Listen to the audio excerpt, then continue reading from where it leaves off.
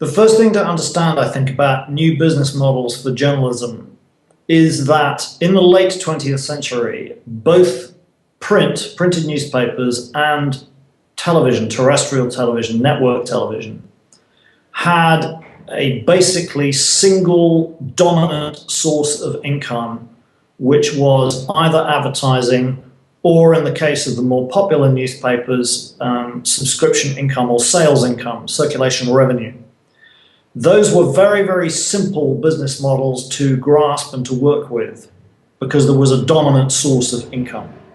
I think what we're going to see in the future is many more mixed patterns and multiple forms of income. I think it is unlikely that any single source of income will reproduce the importance in the previous era that advertising had.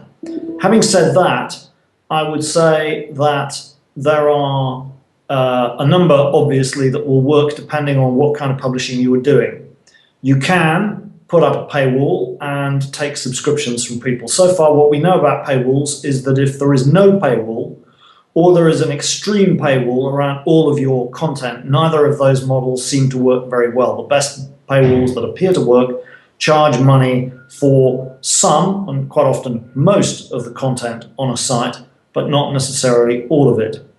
It is possible in certain circumstances to be getting advertising income. The success of the Atlantic magazine's Quartz, for example, is almost entirely based on a small set of very significant sponsors and advertisers. But I would also mention that a number of sites have made interesting money from conferences and events in places as varied as Texas and South Korea.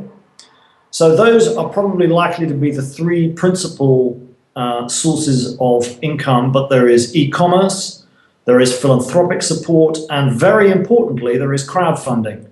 And I don't mention crowdfunding last because it's the least important. Quite the contrary, if you'd asked me 5 years ago about crowdfunding, I would, to be honest, have been very dubious about whether it was going to be an effective source of income for news. But it is beginning to look as if crowdfunding experiments, some of which are flourishing really well, may be quite a significant element in the array of possible incomes which news publishers can try to tap.